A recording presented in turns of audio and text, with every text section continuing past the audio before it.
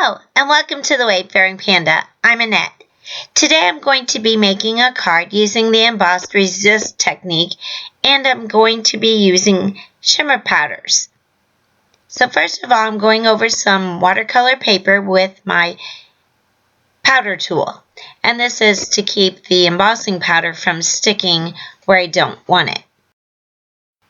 For the project today, I'm using some old stamps from Stampin Up that are rubber stamps that are mounted on wood. So to do that, I'm going to be using a stamp positioner, and it's this clear plastic that you see. First of all, you stamp your stamp up to the edge, and then you can move that to see where you want it to be placed, and use the corner piece to position your stamp. This is the reason I like clear stamps, because you can see what you're doing, but the stamp positioner allows you to use these stamps where you can't see where you're stamping and put it where you want it.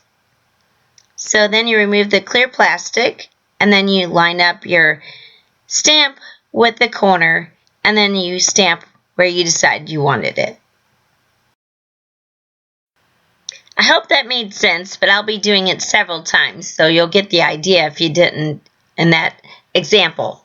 So with Emboss Resist, first of all you emboss, and basically it's a plastic, so whatever you put on top is going to not stick to the plastic. So I'm using a clear embossing powder, and this is from Ranger. Embossing powder comes in a variety of colors, but if you don't have the colors you want, you can use a wet ink, which distress ink will work. Just has to stay wet long enough for the embossing powder to stick to it. So I'm using Mermaid Lagoon, and then using clear embossing powder over it.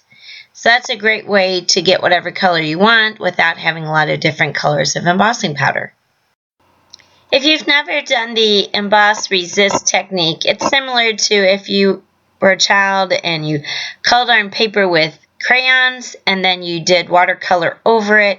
It's the same sort of thing. The watercolor won't stick to the crayons because it has a waxy substance. So that's the same idea as the Emboss Resist. The other thing that's great about the clear embossing powders, if you're not doing Emboss Resist, if you get embossing powder on your card, it's going to be clearer, so it won't show up. However, with the Emboss Resist, you're going to be putting watercolor over the top, and so you'll get spots where the watercolor won't stick. So you want to make sure that you use your powder tool to keep that from happening. So next I'm going to be using my stamp positioner again, and I'm using the distressed ink, and this is called Mustard Seed. And you won't be able to see too much on my plastic, but I was able to see well enough to kind of see where my stamp would be. I'm speeding up the video because I think you get the idea of how to do this. The Stampin Up sets are really old, so I'm sure they're not available anymore, and the flowers that I'm using was a special set that I think you got if you spent so much money. And my sister used to be a Stampin Up demonstrator, so that's why I have all these old stamps. These were actually my mom's. But the point of this video is to show you the technique, and you can use whatever stamps that you have. The flower I stamped is called an iris, and I got a little bit of a smudge of yellow, and also I got a little smudge of blue earlier, but I just kind of wiped it off, and it won't matter because when I do the watercolor over it won't show up. Once I get the embossing powder on, then I go over it with my Wagner heat tool, and you can tell whenever the embossing is done because it'll get brighter and darker. One tip for embossing with a heat gun is to start on the bottom of the paper first and then move to the top and keep moving so that you don't scorch your paper. I don't know if you could see I was going underneath because you couldn't see the tool at the time. Now I'm doing another flower from this set, which I think is called a narcissus, and I'm doing it just a little bit below the iris and to each side of it.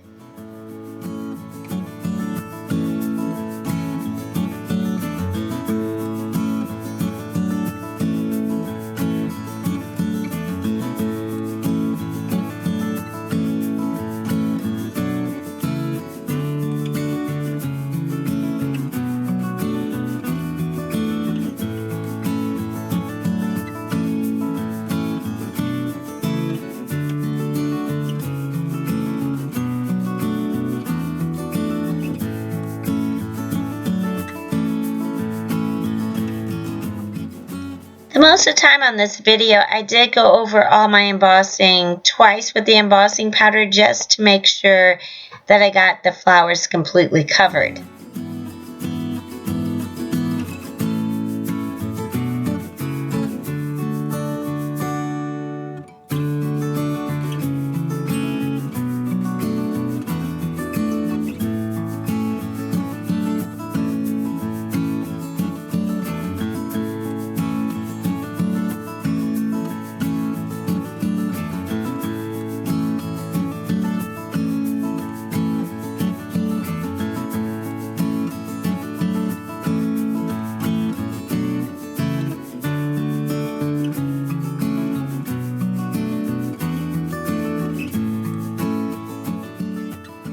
Next, I'm using my stamp positioner to stamp a butterfly in 2 different places. And this you can see a little bit better because I'm using the Mermaid Lagoon Distress ink on this, and you can see it a little bit darker.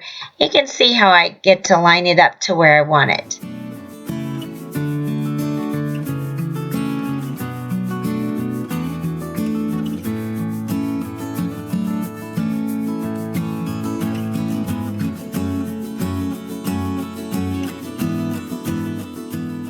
With the second butterfly, I smudged it a little bit so it had a little bit of a double image to it.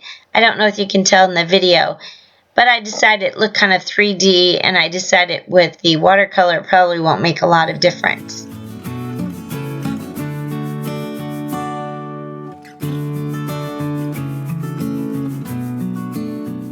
Now I'm ready to use my shimmer powder. So first of all, I'm spritzing my paper with some water with my Distress sprayer, and then I'm using Falling Leaves Nuvo Shimmer Powder, and it has mostly greens in it and also has a little bit of blue and gold to it.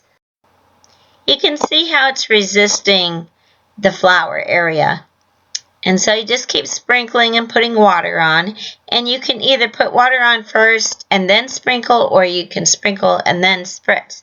I'm kind of new to it, so I'm kind of experimenting. I wasn't really sure what I'd like. So one problem I have is that you don't have much control over it and how it looks. Maybe after you experiment a while you'll get better at it, but that's part of it that makes it fun. I dabbed off some of it because it was too dark around the words, and I want to make sure my butterflies and my words show up. One thing with the shimmer powders, you just want to tap it really gentle, because if you squeeze it or tap real hard, you'll get a lot of it out, and that would be too much.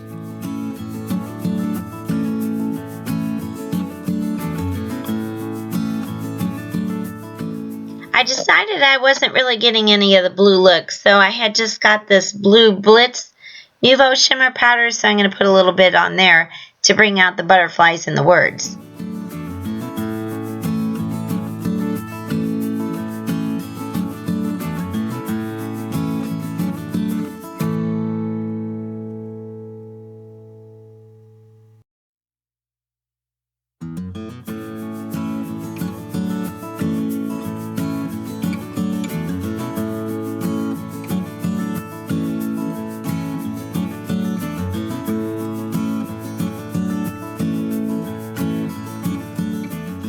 After I finished it, I went ahead and took a lunch break while I let it dry.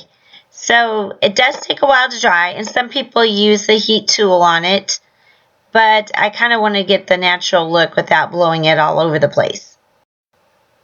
I'm using an A2 card base, which is a 4 1/4 times 5 1/2 size card. I'm stamping a butterfly inside of it, the Mermaid Lagoon, but I'm not embossing it. And then I'm stamping a saying inside, and this is going to be a sympathy card. So it says, "May the comfort of God's love fill you with hope and peace." And this I had from another Stampin' Up set. I figured we might as well use all of our old products. For the final step, I'm taking my Scotch ATG gun to adhere it to my card front. You could also use liquid glue for this. I'll put a list of all the products that I use in the description below. Some of these will be affiliate links. The links don't cost you anything extra to use, but it does give me a small percent of a commission whenever it generates any sales, and this helps support my site. I want to thank you for watching. If you haven't already subscribed, I would really appreciate it if you can do so. Also, if you liked the video, please give it a thumbs up. That helps me move up in the YouTube algorithm. Thank you, and have a wonderful day.